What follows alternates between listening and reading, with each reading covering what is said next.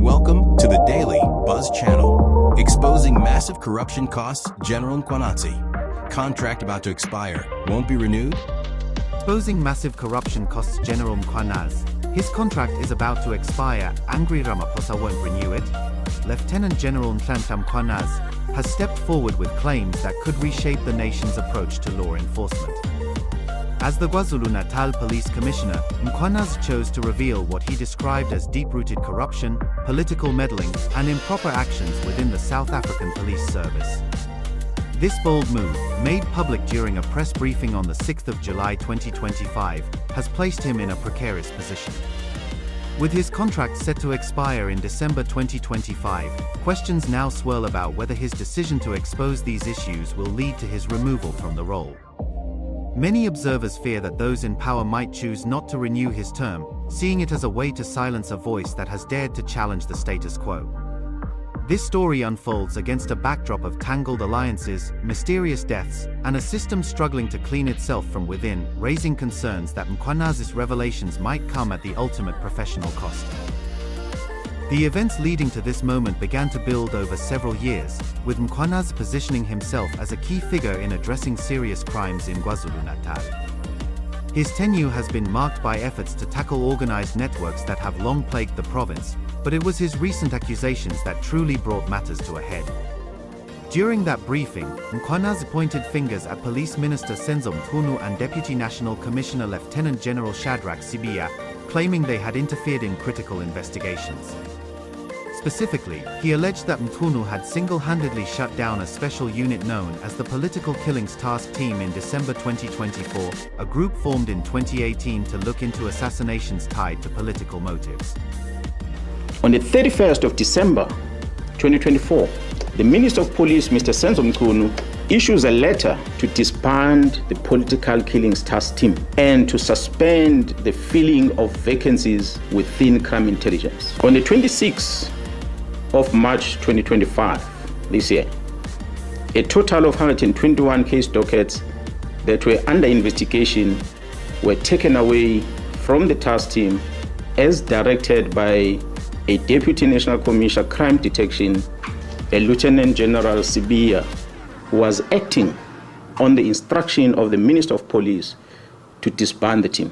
This was done without the authority of the National Commissioner, nor I, as a Provincial Commissioner, was never informed. These case dockets have since March been sitting at the head office ever since, without any investigation work done on them. 5 of these dockets had already instruction to arrest perpetrators, but nothing has been done because a Lieutenant General Sibiya, being instructed by the Minister, executing instruction of the Minister, withdrew all these dockets and they're sitting in archive in his office in Pretoria. God knows why. He presented evidence in the form of screenshots from WhatsApp messages between a business person from the northwest named Brown Mukhotsi and another individual called Fusimuz Kat Metsala, who was already in custody for unrelated charges. Mukhotsi, known for his connections to senior members of the African National Congress, including possibly Mchunu himself, appeared to benefit from this inside information. Work of the organized crime in Gauteng, supported by the Political Killings Task Team, has indeed been compromised. Cyril Ramaphosa responded by placing both Mchunu and Sibiya on leave, announcing an inquiry to examine the allegations. On the 10th of July 2025, Ramaphosa held separate meetings with Mchunu and Mkhwanazi in Pretoria, pressing the minister for explanations and demanding proof from the general. A week later, another discussion took place involving Ramaphosa, Mchunu, National Police Commissioner General Fanny Masemola, and Mkhwanazi together. Sources close to these talks indicated that Ramaphosa expressed frustration over the timing of Mkhwanazi's public statements, which came while the president was attending the BRICS summit in Brazil. This perceived slight has fueled speculation that Ramaphosa's irritation could influence decisions about Mkhwanazi's future, particularly regarding the renewal of his contract. Adding to the tension, the State Security Agency issued a strong advisory to Ramaphosa, cautioning against any moves to sideline Mkhwanazi. They warned that such actions could spark widespread unrest across the country, given the general's popularity and the public's growing distrust of corruption in government. This advice underscores the high stakes involved, as Mkhwanazi has become a symbol of resistance against systemic failures. His contract, due to end on the 31st of December 2025, requires a formal renewal process, typically initiated by the employer several months in advance. Masemola, when asked about the possibility, noted that it would depend on discussions between the employee and the organization, praising Mkhwanazi as a capable young leader performing well in his duties. However, without an official approach yet, uncertainty lingers. Support for Mkhwanazi has poured in from various quarters, highlighting his value to the force. Julius Malema, leader of the Economic Freedom Fighters (EFF), publicly backed the formation of a parliamentary ad hoc committee on the 23rd of October 2025 to investigate the claims. This 11-member group, approved unanimously by Parliament, is tasked with probing the allegations and reporting back by the end of October 2025. Malema, who plans to serve on the committee himself, emphasized the need for evidence to back up Mkhwanazi's statements, calling it a crucial step to uncover what he sees as criminal activities within the police.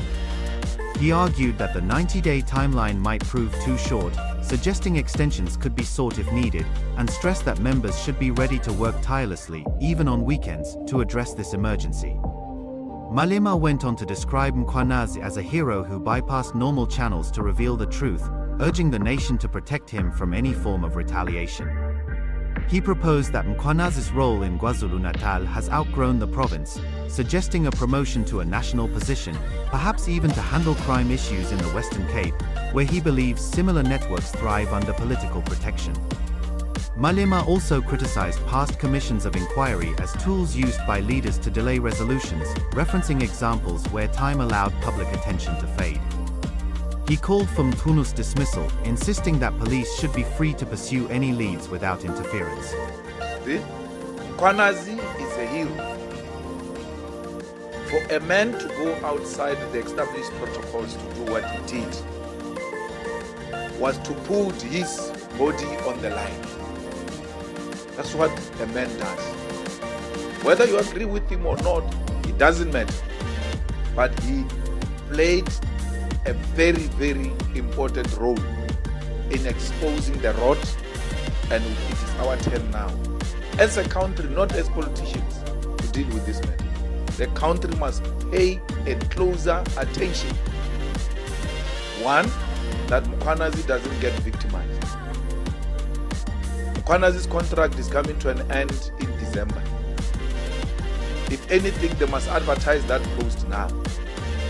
And then he must reapply and get reappointed again so that he can finish this tax.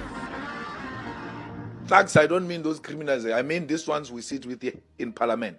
Our problem starts here. Yeah. Mkhwanazi must arrest from here. But if we allow this thing to go and Mkhwanazi's contract is finished, they're not going to appoint him. Because they all say Mkhwanazi, praise him, Mkhwanazi. At the corners, they don't like the man. For you, this one is going to lock us up, all of us. If they love Mkhwanazi and they think he's playing an important role, advertise the position so that Mkhwanazi can apply while he's still there, because it's coming to an end. That thing takes 3 months or even more to get appointed into that responsibility. We are at a point where we cannot afford to lose Mkhwanazi. Public demonstrations have echoed these sentiments, with people gathering to demand the renewal of Mkhwanazi's contract. One supporter, Sinotsile Ngobo, highlighted the sense of security and progress felt under his leadership, expressing hope that he would continue in the role. These marches reflect a broader appreciation for the changes Mkhwanazi has brought, such as increased visibility in combating crime and a perceived reduction in unchecked activities in KwaZulu-Natal. From a legal standpoint, experts like Democratic Alliance spokesperson Michael Bagraim, a Labour lawyer, have weighed in on the contract renewal process. Bagraim explained that such agreements are often extended if the employee's performance has been positive, operational needs supported, and there are no disciplinary issues. In Mkhwanazi's case, his long service without warnings or noted deficiencies points toward a likely renewal. However, he acknowledged that the press briefing might have upset some senior officers, who view it as a breach of protocols. Bagram suggested that if this leads to prejudice against Mkhwanazi, he could challenge it through formal channels, potentially framing his disclosures as protected under whistleblower laws. This perspective adds another layer to the debate, indicating that any decision not to renew could face legal scrutiny. To fully grasp the weight of Mkhwanazi's actions, one must look back at the web of events that his revelations have illuminated. Over the past 4 years, a pattern of assassinations and disruptions has revealed connections between organized crime, political figures, and elements within the police. It started with cases like the killing of Babita Deokaran on the 23rd of August 2021, a health department official who had flagged irregular payments totaling 850 million rand at Tembisa Hospital. Her death came after she exposed companies linked to suspicious tenders, some of which traced back to Nhlanhla. Although hitmen were later convicted, the individuals behind the planning remain at large, suggesting a cover-up that protected higher-ups. This thread continued with the shooting of actress Tebogo Tobechene on an unspecified date in October 2023 near Greystown Drive in Santon. Tobechene, who survived with a foot injury while her passenger suffered more serious harm, had connections to Nhlanhla, her former partner. Nhlanhla's arrest on the 14th of May 2025, along with 3 others, on charges including attempted murder and money laundering, tied directly to this incident. A 5th suspect was apprehended shortly after, strengthening the case. Nhlanhla's involvement extended to procurement scandals, including a 360 million rand police health services contract that was later cancelled amid investigations. The pattern grew more intricate with the assassination of engineer Armand Swart in April 2024 outside his workplace in Vereeniging. Ballistic evidence later linked the firearm used in this killing to another high-profile case, the murder of musician Opa John Sefoga, popularly known as DJ Somebody, along with his 2 bodyguards in November 2022. On the 21st of July 2025, 4 suspects, including businessperson Getiso Molefe, were arrested in connection with Sefoga's death. Molefe, already out on bail for Swart's murder, was connected through ballistics, phone records, and witness accounts.